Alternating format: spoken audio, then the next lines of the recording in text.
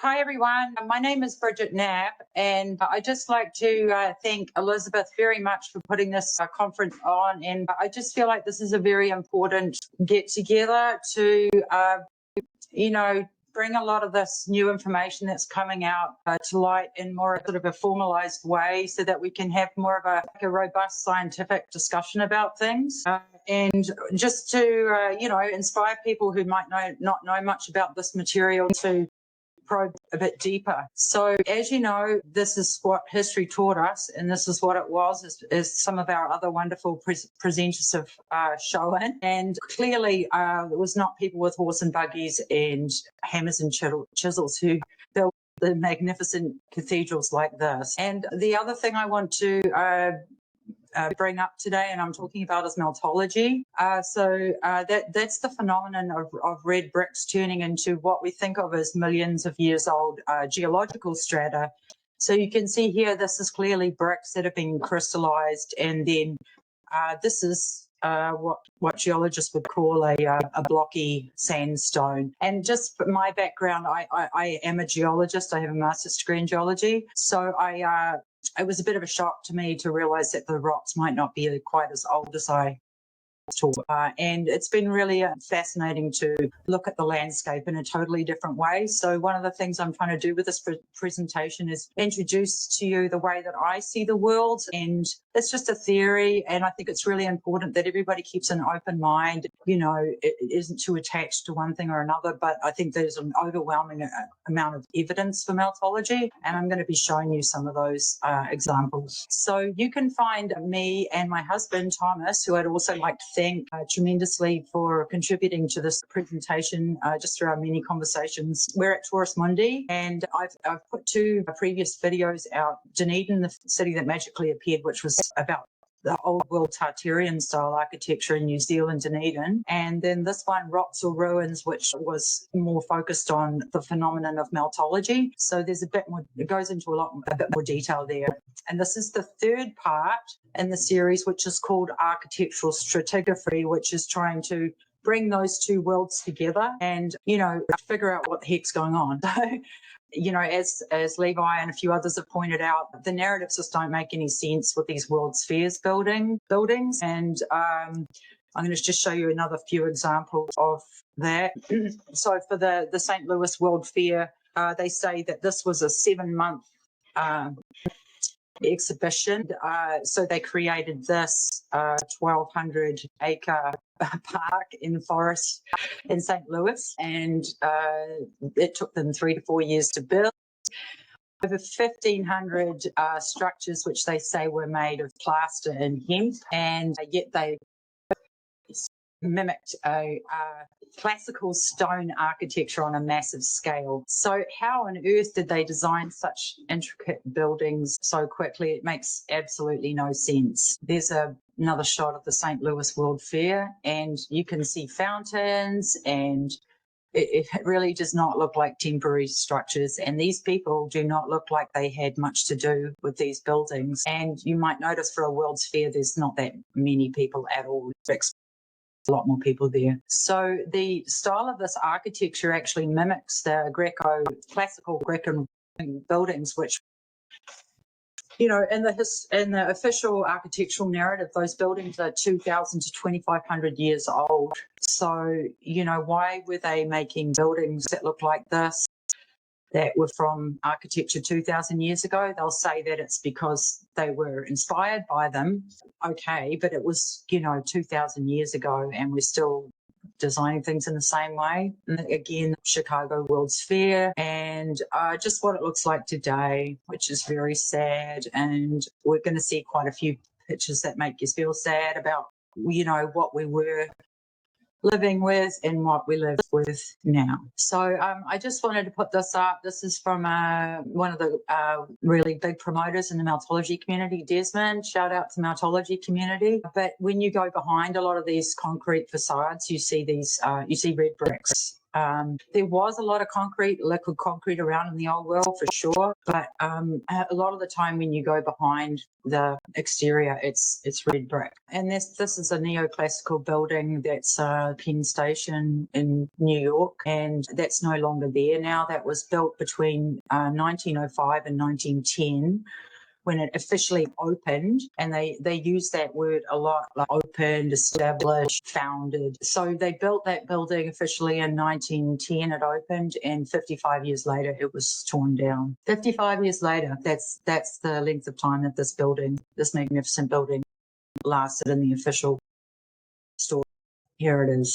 And this is what it was replaced with, Madison Square Garden, which is now the site of that original train station. There's still, you can see the original, one of the original buildings was left, and it's now the current Penn Station. So as I said before, the 2,500 years that separate those time periods between neoclassical and classical. And, you see a lot of similarities in the style of architecture between what they call ancient Greece and Rome, and neoclassical. The neoclassical styles are a little more ornate. There's a lot more ornamentation, but, you still get the same porticos and arches are very prevalent, and the city's being laid out in a system. So just to give you an example of a grid system, this is Timgad in Algeria, which in Northern Africa was absolutely full of beautiful cities, and so was Southern Africa. Now it's all been destroyed. So only the triumphal arch remains, and the rest of it, as you can see, is laid out in a grid system, and there's not much left. And you can see types of architecture that look quite Roman, like a sort of an amphitheatre, which is like a Colosseum, or this sort of structure here, like a circus. And this is just to show you that the triumphal arches were like a signature piece of architecture for the ancient Romans. And you can see that you get the same style of architecture in Algeria, Timgad, ancient Rome, obviously. There's a triumphal arch, which is completely mud flooded. And this is the Roman Forum today. And so this is the heart of ancient Rome. And this triumphal arch is still standing. So that's the same one as we saw in this picture here, I believe. And you can see that it was buried, quite deep in mud. And now it's been and excavated. So we also see that same style of arch in New York City. So there's about 1,800 years separating these two pictures, and yet they look very similar. So it begs the question, what's going on with time? Because we see the same style of architecture over a 2,500 year period, and this one's from 1915, San Francisco, again, they say this was built as a temporary structure from plaster and wood, and that does not seem likely to me, because they managed to light it up like a Christmas tree as well. This is also in San Francisco, the World's Fair, and we see this one's a bit later, but they had AC power by then. But the 1893 Chicago World's Fair was also lit up like a Christmas tree, and you have to wonder how on earth they did it at the time with the, technology that they supposedly didn't have. So and the narrative on our New World cities is really skewy, as a lot of researchers in this conference have very well presented in the past. Like, this is how I got into the subject was just doesn't make sense what the populations numbers were for the narrative at the time of the formation of these cities. So San Francisco, this is a picture of San Francisco after the 1906 earthquake, and it's been completely leveled all out here. They say that San Francisco was founded in 1776, and as I said before, that means I believe that they literally found it. You can see on maps from 1500s and 1600s that San Francisco is actually clearly marked. So clearly it was there before 1776. And I just wanted to point out that this coastline, I mean, it's a magnificent city, port city, 1906. And this whole coastline here looks what I would, like some commentators have called like an artificial coastline, and that's what it looks like to me too. And this is the Sutro Baths, which is on the edge of San Francisco and no longer exists, but you can see here that it's like they say that this was built like this, and it's like literally on the edge of a cliff. So I would argue that the ground underneath the structure has fallen away, and this is all that remains. And this is a Russian tourism map from 1794. They were visiting what they called Russian Orthodox churches all along the coast here, and you can clearly see that there are some absolutely magnificent buildings at a time when the western coast of the US was like supposedly horse and buggy, not even. It was just hardly anyone there, apparently. And this is from a magazine in 1744, which you can see as here's a native, and this is a South City, and like there's clearly like a lot of activity going on, and this is from 1744. And so the construction of these new world cities makes no sense. The low population size, unskilled labor, horse and buggy, hammer and chisel, and these ridiculous narratives that they make up, like the gold rush. So the project I did in Dunedin was focused, Dunedin was one of the gold rush towns. So that's how I got interested in this narrative. And then I started looking at Australia and also California, and realized that they had the same narrative as Dunedin. And so what they tell us is that these cities were all established in mid 1800s. And if you look up official government census numbers for the populations at that time, they're like nothing. And yet all of these magnificent cities were built, and they said that they were built because of the influx of money and industry due to the gold rush. But when you dig deeper into it, it doesn't make sense, especially when you look at the mode of transportation that they were using, which was very, very primitive at the time, according to the official narrative. And a lot of the New World didn't even have infrastructure, roads, sewage, trains, etc. So it really beggars belief to believe that they managed to build magnificent without cranes and excavation equipment and skilled labourers, which they also didn't have. And they like to say that these gold rush towns were very busy, but in fact there was no. A lot of the old photos show that there was hardly any people. This is in Melbourne, and you can see that there's no people here. This is in Melbourne also, and look at the magnificent buildings that you can see in the background. And I'd really like to thank Paula Kruger for her work on Melbourne. It's been really, really thorough, and I definitely recommend checking her out. She's on Autodidactics channel, and he's been wonderful, isn't it? And then this is Dunedin, which has a population of 30,000 according to the official government census numbers in 1874. And this was, also no people showing at the height of the gold rush, apparently.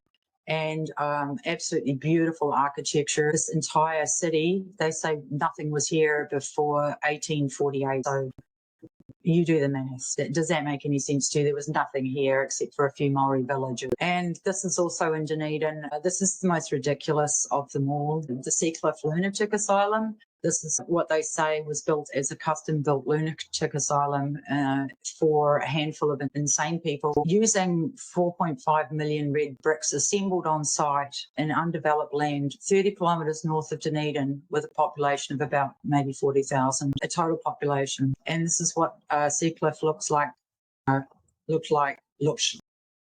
And you can see that the architecture itself is really different to the landscape. It doesn't match. And this is like a pioneering sheep farming fence. And clearly the people that built this, it's pretty unlikely that they also built this, which is the official story. And again, very sadly, this magnificent building was destroyed in the 1960s. And today This is what remains of Seacliff, and you can see that there is red bricks behind there. This is what it looks like. This is a custom-built insane asylum. So what went wrong? This is what we have today. Gorgeous old world buildings replaced by cubic architecture that looks very ugly. Dresden before World War II was a magnificent Tartarian city, and they did use free energy to harness free energy from the ether to power their cities. This is what Dresden looked like after World War II, and they bombed Dresden after the war had finished, I believe. Same with Hiroshima, pre-1945. And this is what it looked like after the bombing. Absolutely devastating. So there's other things that make no sense. Charles has talked about the Moorish influence, and we see that right across the world. So this was a Moorish-style building that they said that was built for the Sioux City Fall Corn Festival as a temporary structure. In 1890, they said that this was all temporary plaster and everything. If you look at the type of people that were in Mount Montana in the 1860s, does that really make sense to you that they would build a building like that? And this was a natatorium, which was the world's largest indoor swimming pool in the time in 1889, which coincided with Montana's transition to statehood. In Helena, Montana, the population was 13,000 at the time. And this was also in a Moorish Spanish revival style. And that's just to show you the type of environment that the building was sitting in. It just makes no sense. Why would they build? Early Christian Montana settlers decide to build the world's largest indoor swimming pool in the middle of nowhere in a Moorish style. We believe in the Tartarian community that the building was already here. So we live on the top of buried, melted and destroyed structures. Basically, what is Meltology? Meltology challenges conventional geology by proposing that many of the Earth's most iconic landforms are not the result of millions of years of slow erosion, but instead may be the melted remains of once grand human-made structures. These structures have been deformed and melted by a cataclysm involving extreme heat. And we're going to talk about the plasma reset hypothesis and the mechanism by which you might see bricks melting at the surface there. And we're going to just I just like to shout out to the Meltology community because the presentation is really a collective effort. And I was not part of the Meltology original group, but I'm pretty close behind. And I really appreciate everybody in that community for all the work they've done. But I'd like to a special shout out to Deborah Simpson, Tara Johnson and Joshua James for informing this presentation. And I'd also like to mention that the Rocks or Ruins video gives you a lot more links to other people, including Jerry DeCamp, who was the discoverer of Meltology in 2000 and put out an excellent documentary called When the Buildings. And so we can see here, this is a representation of a fire plasma event. And we're going to be talking about plasma quite a lot in this presentation because what we see preserved in the rocks is signs of electrical discharge, and we can actually see that here. And this is clearly rock, and this is clearly brick, and you can see all little in the lightning fractal patterns in between. And this is a example from my work with Rocks or Ruins, but geologists have a problem with calling everything millions of years old, because they would look at this picture and say that this rock here was millions of years old, officially up to 3 million years old on the official narrative, and this was only hundreds of years old. So what happened? This is clearly structural. This is a part of this was structural, but now it looks like rock. So where do the 1,200-year-old ruins start and the million-of-year geological sediments stop? Same with the Meroe pyramids in Sudan. The pyramids are 2,000 years old. The bedrock is 6 million. And how the desert surface, these structures are disintegrating into the desert, and you'll notice that the red color is probably from iron oxide in the red bricks. And if you look at the inside of these pyramids, they actually are brick. The outside has been metamorphosed into a stone block. So I've got another picture. But yeah, you might be able to see it better on this photo, but this is in Iran. Red bricks underneath these structures, and then it changes into sandstone, what looks like sandstone, and then it's desert. And so as a geologist, you might come along here, and if you didn't see these little apertures, you might say this was, you know, sandstone or stratified sandstone. But if you look up here, this is red brick. And then in the same desert, you get structures like that, which as a geologist, you would come along and say, this is millions of years old. But really, is it? Like, isn't it? Once you start looking at the world through the eyes of meltology, meltologists would interpret this as a remnant of this, but it's just more fried and cooked out, so that there's less evidence of the pre-existing structure. So just to reiterate, this is sort of modern geology, how we look at the world with, you know, temperature and rocks needing to be subjected to extreme depth in order to be heated up. But in meltology, the heat can happen right at the surface. And it's very hard to convince people of this, because the way we think about modern geology with geochemistry, processes that form minerals are said to have happened over millions of years. But what we're finding in meltology is that it's more like alchemy than geochemistry, actually. The best way to describe this is through the popcorn analogy. When a corn kernel is in its raw state, it's a kernel, and then it pops and it turns into, it can completely changes morphology. So it's not a gradual change either, it's an instant change. So in meltology, and this is going to be hard for you to get your head around, guys, you know, there's red bricks back here we can see, and meltologists would look at these and say that these are all what we call balloon rocks or popcorn bricks, which were actually originally red brick but have been transformed into stone. And so we're going to look at a few examples of that. So this is like what we call popcorn bricks, and in the early 1900s, they called them clinker bricks. It was supposedly an arts and craft movement. So you can see here that the bricks are, you know, distorted, flowing, clumping together.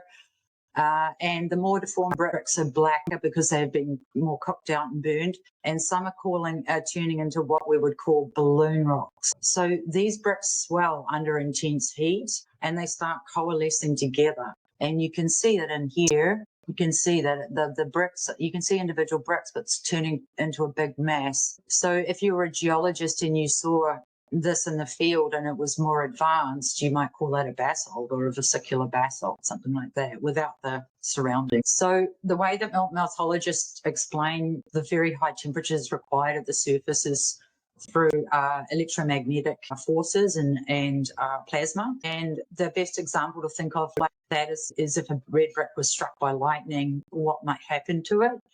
So you could definitely create some extreme heat. So I'm not going to go through all of these, but for those interested, you can get like silicification, cracking, swelling, and carbonization. Color change is very important, and you know, there's a lot of different effects that can happen in meltology, and that's also something that's very hard for people to get their heads around. So when a meltologist looks at a landscape, they're going to look at something like the Bizliki caves in Turkey, and they're going to say, well, these caves, were they cut out from the rock by hand, which is the official story, or were they actually part of a melted structure? And what you're seeing here, observing here, is a pocket of survival in the landscape from a apocalypse, basically. And just to give you like a differentiation between the mud flood and meltology, because they are definitely related. This is evidence of the mud flood, where you see the arches are up, covered up to the top there. The meltology is more about the melting of the arches themselves, but the two are definitely interrelated. Meltologists would call the mud flood more like a lot of brick ash that has particulate that's fallen down, but also massive flooding events and, organic material, just all sorts of stuff going on. And I'm going to explain how. This is a pocket of survival also. And meltologists would call this a rock curtain that comes down over the top of this. And you can just see the remnant right there. And the rest of the landscape is melting over this structure. So meltologists have kind of started by Jerry, but continued on by lots of other people in the community, like a vocabulary to describe the features that they're seeing. And I would highly recommend checking out some material I recommended in the last video if you're interested in this. Derinkuyu is probably the most famous city in the Cappadocia area, and you might have probably heard of it. But they say that this was carved out by hand. 280 feet deep, continuously occupied from 700 BCE till the Armenian genocide of 1920. So did they carve Derinkuyu out, or is it a buried structure? And if you look at Derinkuyu from an aerial perspective, it actually is circular. It's got a similar symmetry as many of the Star Wars cities. It may have originally been. And this is in India, the Ajanta caves, which are a series of 30 Buddhist rock cut caves. That's what they say. And metallurgists would call it pockets of survival. And this is just an example of one of the magnificent temples that is inside the Ajanta system. And they would say that, look at that ornamentation on the columns, they would say that this is all rock cut with hand chisels. So we're getting to an interesting thing in this subject is what is geology really? Like if the rocks are basically melted architecture and trees, I'm going to talk about trees. If they're melted architecture, then what does that make a stratigraphic column that we think of as normally being millions of years old in geology? We need to rethink that, because you can see in this stack here, this looks like a natural rock formation, millions of years old, and then we have like a completely symmetrical stone block back to laminated sandstone, and then down the bottom we have stone pillars with red bricks visible. So there's a red brick right there, and meltologists would argue that this entire stack was originally bricks. This is in Poland. We see these crazy melting castle, and you get this like massive effect on the bottom here.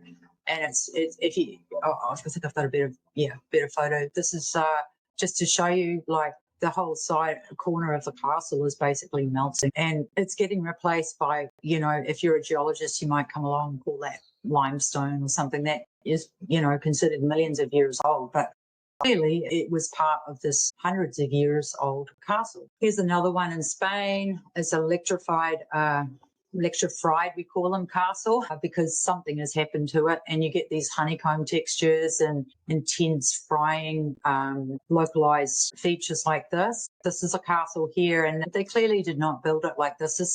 This part here happened after this castle was built. And once we look around the world, we see buried structures all over the place. The mound builders in the US, and lots of standing stone circles and dolmens like Stonehenge. And you can see not only is there this structure, but there's this structure here, which is circle, and then there's actually also little smaller structures around it, which I haven't put in there. But this is another picture from a hill fort in Spain. So ring ruins, and what happened. Like there's clearly a lot going on beneath the ground. There's a zoomed out view, and this looks like it's a sort of a giant, megalithic structure that's been melted. So just to recap, are the rocks millions of years old, or are they the post-apocalyptic crystallized remains of ruins? Just for your consideration. This is a typical stratigraphic sequence through layered rocks. And then this is just a fun thing I did it with AI, just to show you that we've got, basically we live on the remains of ancient civilization that are mostly red brick, but also concrete. And I think there was gold cities, crystalline cities. There was, definitely giant trees. There were giant people. There were, giant animals. So we got all sorts of stuff going on here. But I do believe that the foundational layer is what we think of as architecture, and I'm going to explain that. So what is plasma? Because plasma is a really important thing to get your head around with the subject.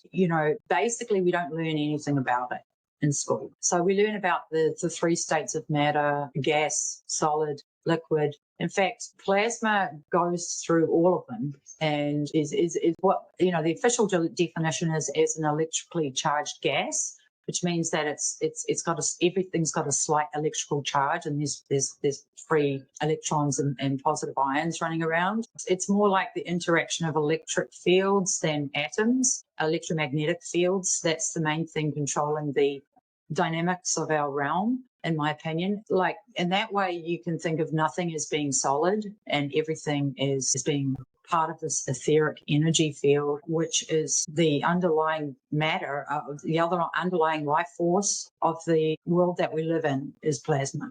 It's chi, it's dark matter, it's ether, and it happens in the sky, it happens in the earth, it happens in our bodies, and you have to start getting your head around it if you want to start understanding the nature of our realm, because nothing is solid until the observer renders the image, and I'm going to get into that later, but I'm going to talk about plasma now. So it's the fourth state of matter, as I mentioned, and it's not just an ionized gas, but it's like a bridge between matter and energy.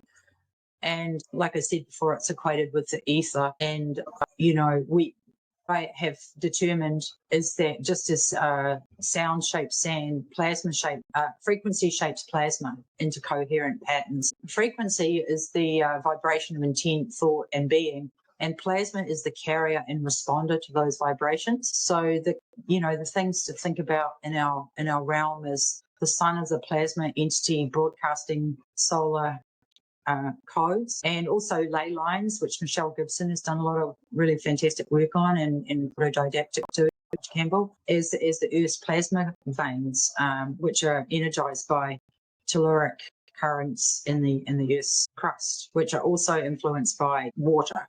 Water is very important. And when we talk about plasma, it's quite interesting because then you go back on the symbolism, like when snakes have kind of been demonized with the Garden of Eden, but snakes are everywhere in our ancient symbology, and they're, in my opinion, associated with frequency, sine waves, and plasma phenomenon and electrical discharge. So this is a seven-headed serpent, and the Nagas from the Vedic texts, and the dragon guardians from Hyperborea, all about plasma, and we're going to look at types of plasma now. So what we've determined from before is that plasma can occur in the sky, it can occur in the ground, cosmic plasma, and it can occur inside us too. So what sort of understanding is that the ancients, might have been seeing these effects, plasma effects in the sky, and that's what they recorded on in petroglyphs on cave walls, but also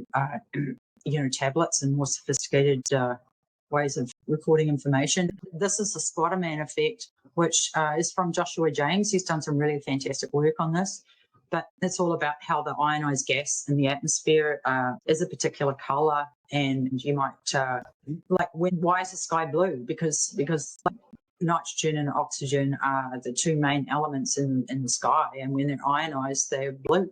That's what I see it now. So Anthony Peratt was a plasma physicist, and he was doing contained experiments with plasma, and he discovered that he created this like a glass sort of chalice, a toroidal shape in the lab, and then he noticed that the same shape was recorded in petrographs, and that's how he came to the conclusion that the people who recorded those petrographs had actually observed that event in the sky, and they might have witnessed massive plasma instabilities that they then etched in stone. So this is what I would call a fire plasma apocalypse, and I've done quite a lot of work on reconstructing different ancient civilizations, and one of them was Lemuria. And so Lemuria was a vapor canopy kind of environment, so it was very tranquil, and everything was growing to enormous size, and there was no rain because it was like an ambient light that was low radiation light that helped everything grow to enormous size. Actually, at the end of the Lemurian era, I think that there was a massive fire plasma event, meaning there was a lot of volcanism. We don't really know if it came from the sky or the ground, but I do I'm going to give you some evidence for both. This is evidence from the sky. They talked about the trumpet sounds. They talked about the building, like a burning building in the wormwood, like a comet crashing to Earth. They talk about unnatural auras, atmospheric buildup with energy, electricity arcing through the air, all kinds of crazy phenomena in the sky. But I do believe that the origin of a lot of the electricity comes from the ground. This is some of the work that I did with rocks or ruins. But we actually see Lichtenberg effects everywhere. A Lichtenberg effect is the phenomenon of the fractal light pattern that's left behind when there's a massive release of electrical discharge energy through an insulating material like the ground or wood or rocks, whatever. And so we see the morphology of those lightning-like fractals in the rivers, trees, etc. There's an earthquake, and you can often see lightning before earthquakes. And also, this is a sine wave through the rock when an earthquake appears. So the sine wave is a sound wave, basically, that's being propagated through the rock, and it's basically hot ionized gas. But the hot ionized gas is going, which is the plasma, is going through the rock and as a wave like this. So to my mind, that means that the plasma is the medium through which the moving. It's not a solid, it's not a liquid, it's not a gas, it's plasma. And like I said before, the plasma forms these Lichtenberg effects when the electrical discharge releases, and you get these lightning-like fractures. And this is the Grand Canyon, and this is from an orbital view of the Grand Canyon from the Smithsonian magazine, and it actually looks like a heart from a great distance, and you can see like the little vein of the Grand Canyon running through the middle of it. But this is the Colorado Plateau, and you can see all these Lichtenberg effects all around the place. And I would argue that this whole plateau was uplifted instantly, not over millions of years, as they would tell you that it took to form this incredible feature, which is the Grand Canyon. So they would say that the combination of tectonic uplift and down cutting from water erosion was the reason that this canyon formed.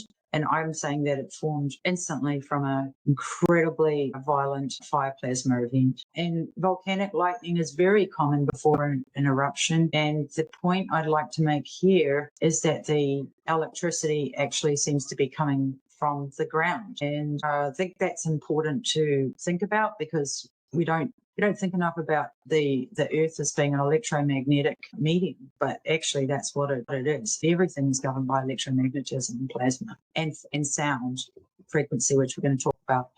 So this is what I talked about. Ancient civilizations, so Lemuria and Atlantis and Hyperborea.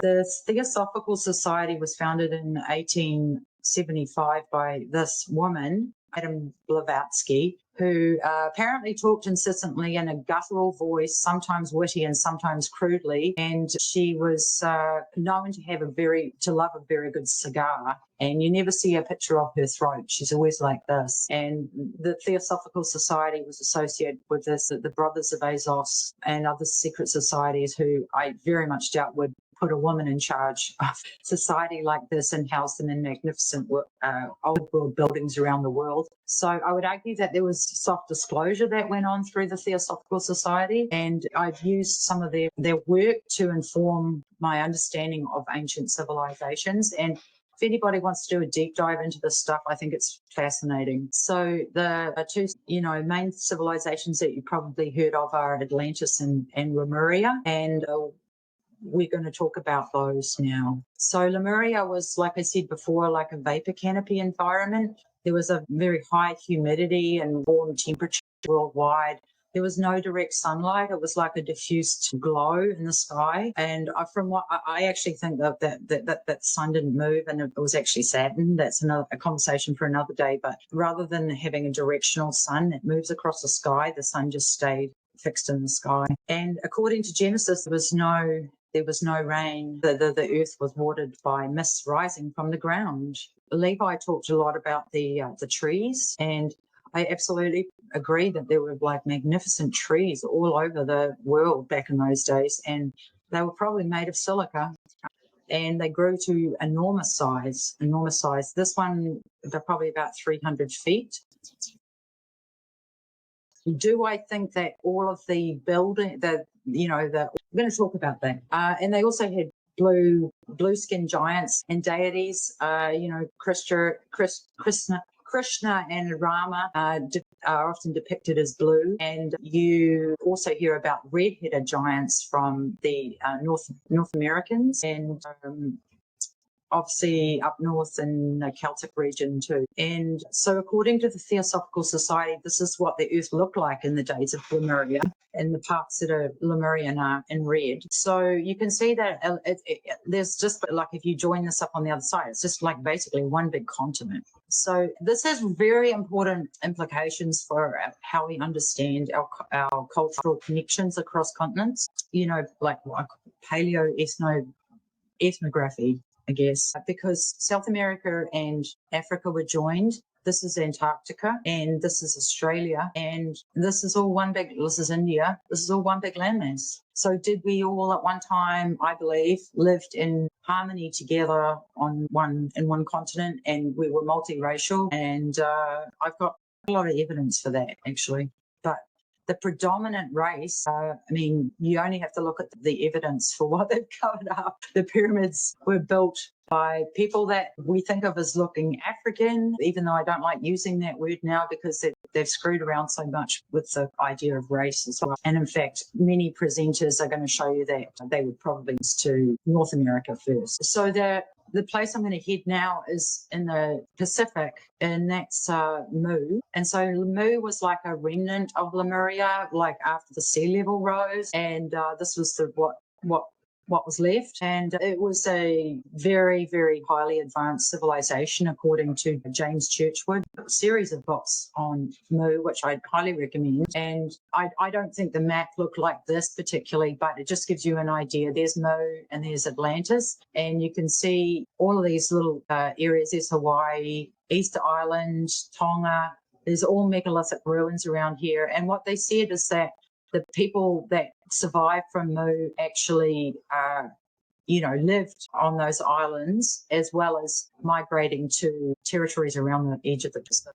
So, there's the plasma event. So what I think about Mu disappearing is that we had megalithic cities all over the realm where Mu was, as well as all around in the colonies around the outside. And Mu sank due to a massive electromagnetic pulse event, like a pole shift, that instantly killed millions of people, overloading the architectural power grid. We're going to get into that, and instantly creating plateaus, mountains, and active volcanoes. So these cities experienced an architectural grid meltdown due to a massive plasma discharge event. So the volcanoes, I interpret, and you might think I'm nuts, but I interpret them as melted pyramids, which are themselves the tops to melted megalithic structures. These are, just to give you an idea, there's pyramids all over the world, but they're definitely pyramids within the Ring of Fire that James Churchward said were colonies of Mu. And not just pyramids, but megalithic ruins. This is in Micronesia, Nadal. This is on Easter Island, Rapa Nui, and you can see similar style giants in Peru, stone giants. And this is off the coast of Japan, the Yonaguni megalithic ruins. So, in my opinion, the new world is the old world. Uluru and the Olgas were part of this giant landmass, which we think of as Lemuria. And Uluru was, in my opinion, a giant megalithic structure. And I'll show you that landmass along the bottom of the ocean, bottom of the world in 1570 was a huge continent, and it was called Terra Australis Nondum Cognita, and it was joined by a land bridge to South America on many old maps. Now, another thing you might notice is that it's ice-free. So they like to tell us how we're in a global warming phase, but in fact, this is ice-free now, and now it's ice. So how does that make sense? In New Zealand, where I'm from, the old continent of Zealandia which they actually acknowledge is a real thing, probably extended all the way out here and, connected all these different lands together.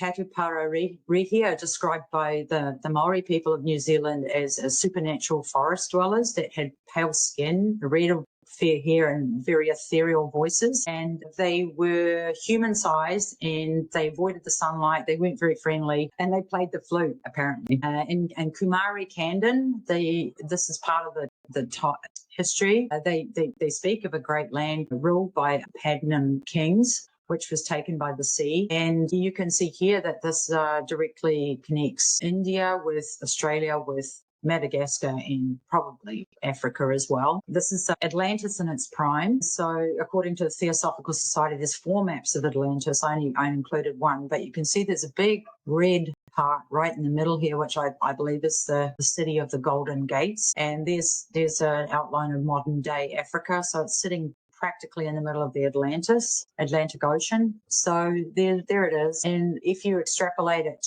to today, it's probably sitting the center in northern Africa, which some people say is the Richelieu Eye in the Sahara Desert. And this is perhaps what it looked like if you reconstructed Atlantis according to Plato. That was sort of how he described it, which was off the Straits of Gibraltar. And Edgar Casey talks about Atlantis too. He's the sleeping prophet, and he said that they were using crystal energy for power, including this firestone. And I think they were like using these crystals to create their cities, basically. And harness energy through the frequency fields in a harmonic resonance technology. And he said that the end of Atlantis was due to the implosion of a crystalline I'm interpreting it as a frequency field because I'm thinking in frequency, but yeah, an implosion of the crystal field, and that's what caused the great flooding, a great flood event that we see recorded in myths all around the world. There was huge devastation, millions of people killed. Popularization of stories like Noah's Ark was a direct result of events like this. And I'm going to get to time lately because people will be like, yeah, she doesn't even know when the Bible was and all that sort of stuff. But I don't really think in terms of linear time anymore, and I'm going to explain why in a minute. So this is a big giant crossing the ocean, looking pretty mad and eating people on the way. Okay. So these structures were megalithic components in an earth-wide machine. Meltologists think of our Earth as being a machine, basically a giant megalithic machine that's like a carcass of a machine that's broken down.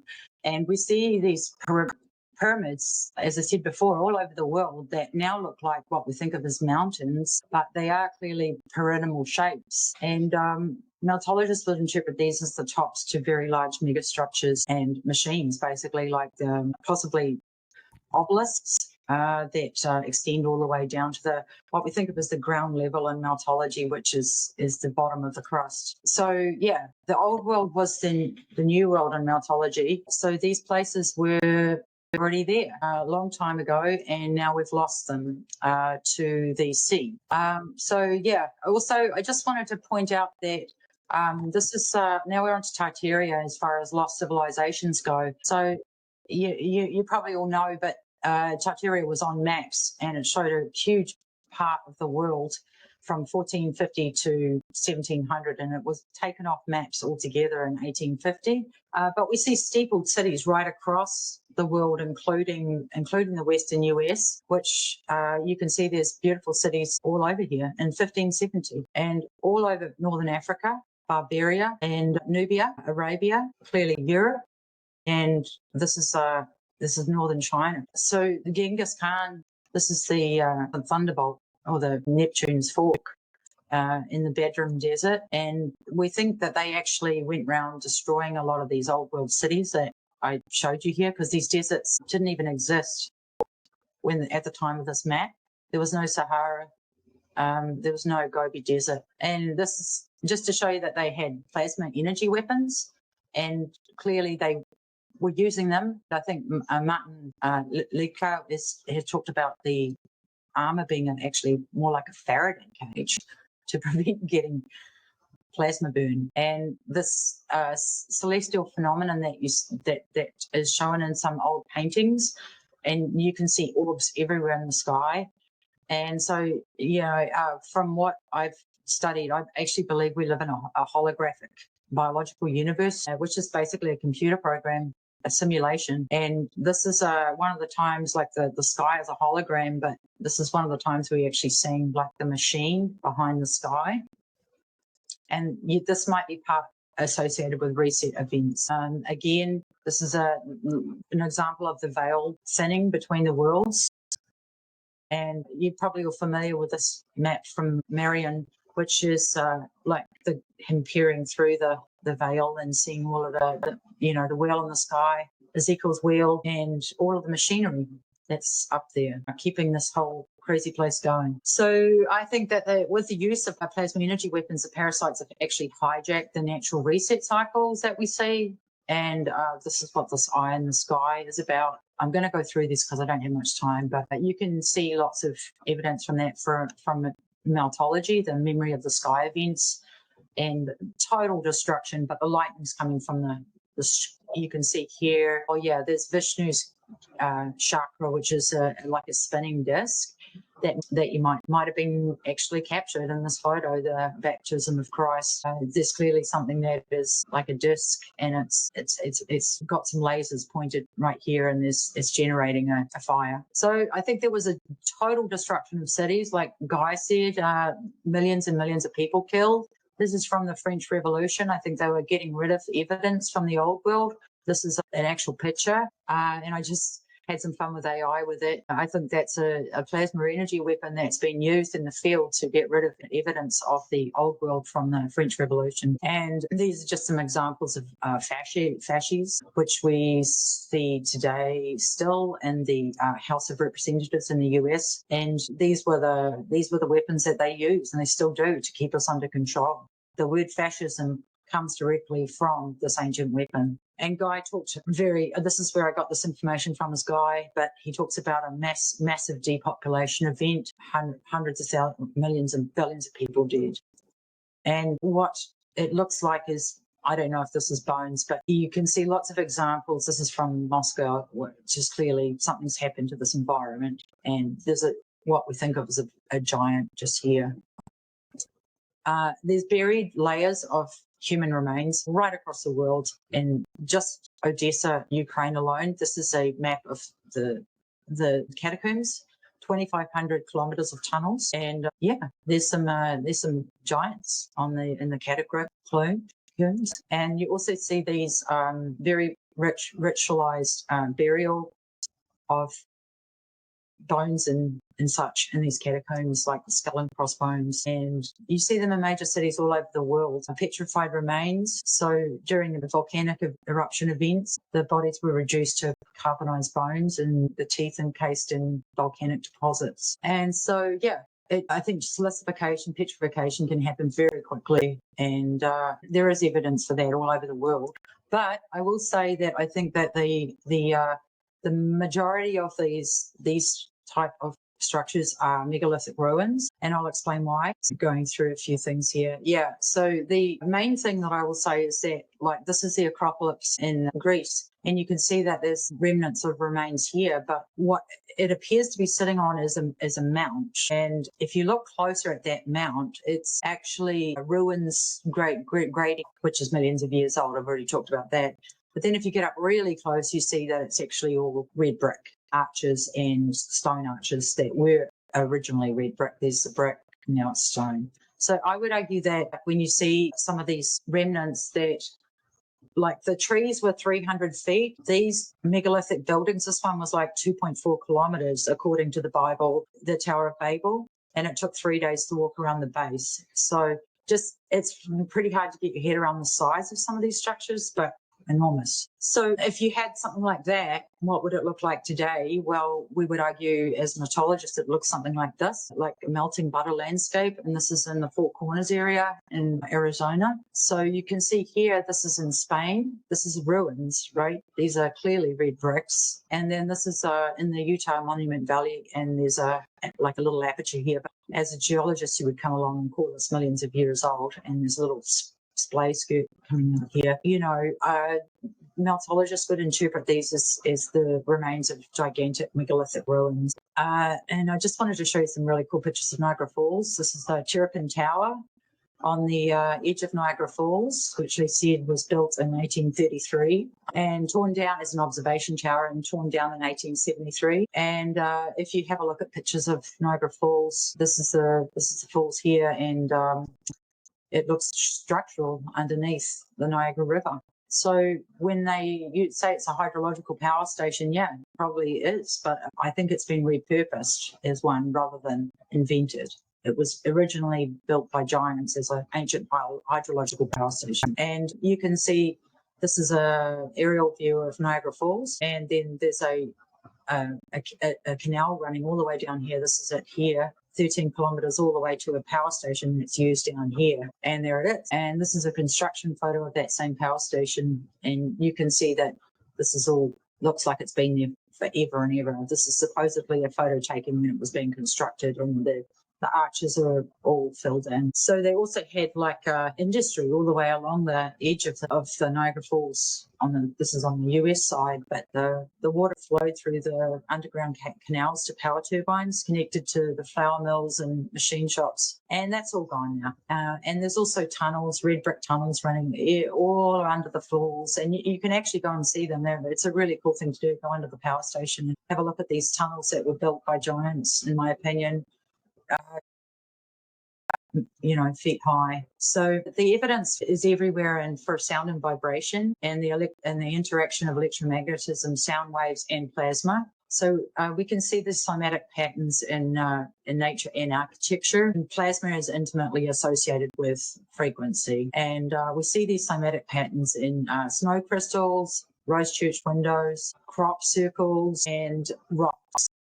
So this is a cymatic pattern in a rock with, clearly there's some sort of vibration that's going on here. Thank you, Tom, for this photo. It's amazing. And also star forts. So the star fort sort of geometry looks like it's sort of echoing itself. It's like a ripple effect, like a vibrational resonance pattern replicating itself. And we see like star forts all over the world, hundreds of them, and many of them have been destroyed now, but they all show this beautiful geometry. And I don't believe for an instant that they were originally designed as bastion forts. So this is an important concept in meltology, that pyramids, cathedrals and star forts are essentially fried electrical components in a computer circuit board, which is overloaded during a plasma discharge event. And these energetic nodes lie at ley line intersection.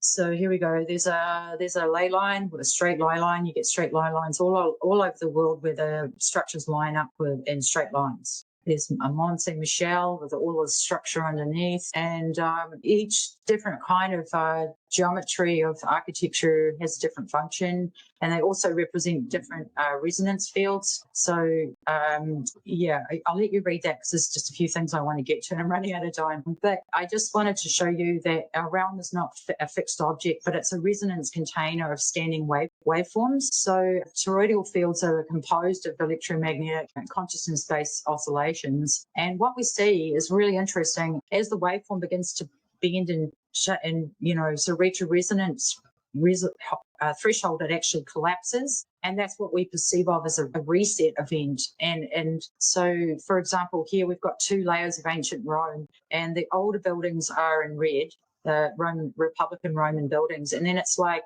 they've just imprinted the new geometry over the top of the old buildings, and it's literally just right over the top. So I would argue that the architectural motherboard is the foundational layer upon which the trees and the vegetation grow, so that nature is growing out of the blueprint. And you can even see here, it looks like they're even creating, it's like weaving a mat with the rays here. And this is a map of ancient Rome in 1762. So it's like there are different layers of stacked sacred blueprints, one upon the other. Crystal Palace, you can see it's very ordered. It's like the geometry has come after, like, has been placed on the, sorry, I'm losing my thought here, but the building's been, the outline of the geometry has been drawn, and then the building has been resonated into existence. I'm not sure exactly how. I'm going to speculate. It's not with hammer and chisel, I can tell you that.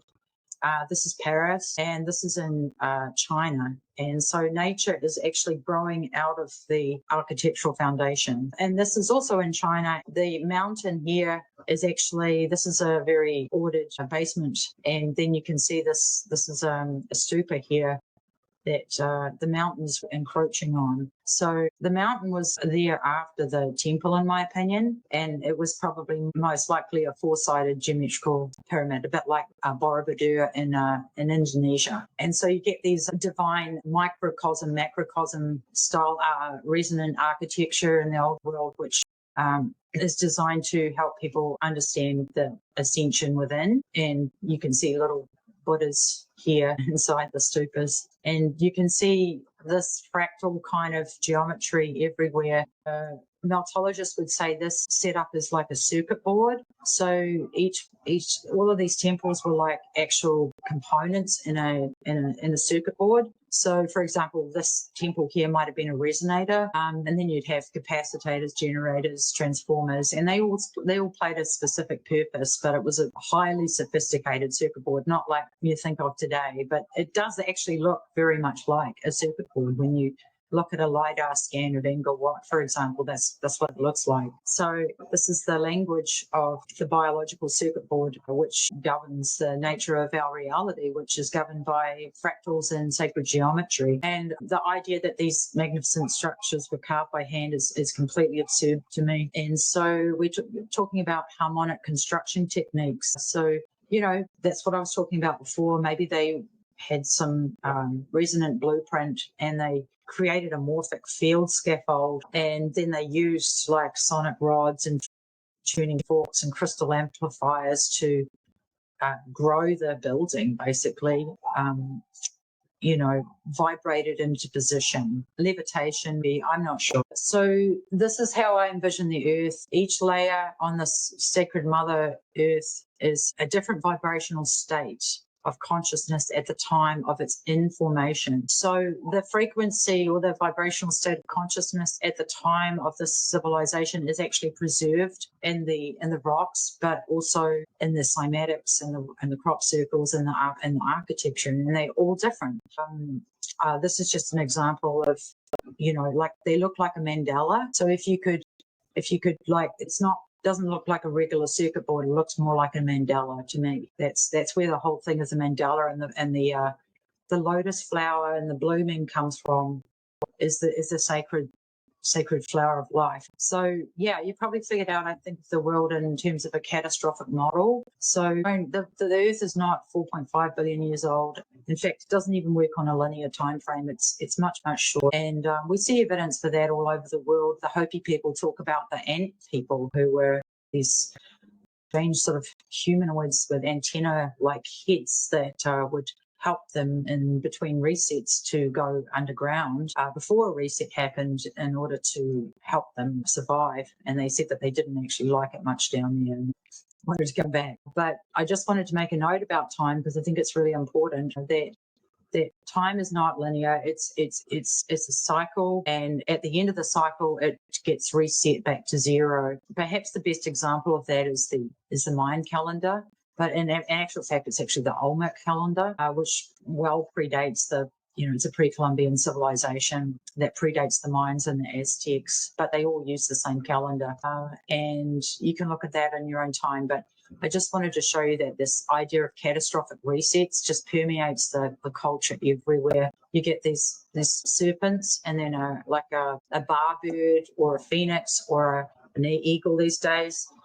Represents the time between the resets, and then this is another reset, which is represented by the snake, the plasma event. And so there are cycles within cycles, as I said before. According to the Olmec calendar, these cycles happen every 52 years. And there's basically like 2 different calendar systems going on with their calendar. One at 260 days, which is a ritual calendar associated with the moon cycles, standing waves, 365 days solar calendar. So when those 2 calendars came together, a particular portal, the veil between the worlds would open up, and they're very predictable. They knew that when they were coming, and they had rituals around these portals opening up, and they knew they were very vulnerable to catastrophe at those particular times. So the last one was 1507, not last one, but last one that we knew about with the Aztecs. And that was when the Aztecs were at Tenochtitlan in Mexico City, which is shown here. And if you count 52 years forward in the Gregorian calendar from that date, the next one is at 2027. So it doesn't mean that we're necessarily all going to get burnt in a big fire or anything. It's just, it means the veil is lifting. And I feel like all of us are feeling that now. And I just want to encourage everyone not to be all doom and gloom, because I really feel like this is a very exciting time in human history. And in fact, with these portals opening up, the energies are increasing if you're open to experiencing them. And just to show you that these reset cities make no sense on the timelines. Like, this is Tenochtitlan in 1521 when it was destroyed by the Spanish, and then they didn't start draining the lake. This is Lake Texaco until 1607, and yet here's Mexico City built right on top of it, and they started building this cathedral in 1573.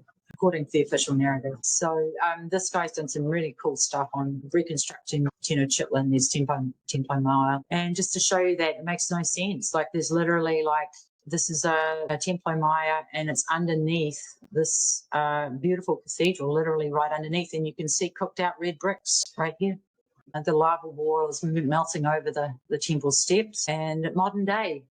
So we're basically living in a cubist hell, and it's all on by design. And the mud flood was likely a part of that reset event. And as I said before, it was, probably a plasma event. It may have come from the sky. It may have come some from the earth too, but it certainly caused a lot of flooding and probably brick ash, which is like a particulate falling from the sky. But, whatever was in the way would get caught up in the flood, and probably some liquefaction too. There's India, Dunedin, Liverpool entrance here, and you can see how absurd the narrative is. Nothing has changed. We still live under a fascist regime, and once you start to understand the language of symbolism, the veil drops away. So everything is inverted in this realm. War is peace, freedom is slavery. It's all smoke and mirrors, though, and so it's up to you to whether you want to let them manipulate your perception. I try and show how everything that we observe in this, like the way we experience the world, is a little bit like a video game. So if you are not interacting with it, it doesn't exist. Effectively, it stays in a waveform or a code. Yeah. So that's really important, because if you think about the analogy of like a tree falling in the forest, and nobody's around to hear it, does it make a noise? No, it doesn't, because until you interact with that tree, either the sound of it or the viewing it, it doesn't exist. It's in a waveform. So I feel like this is fundamental to our understanding of our realm, that everything is sound, frequency, and plasma, electromagnetism. And we live in a biological computer, but in fact, because we are electromagnetic beings ourselves, we are the mirror. And everything, like reality, we are happening to reality, not the other way around.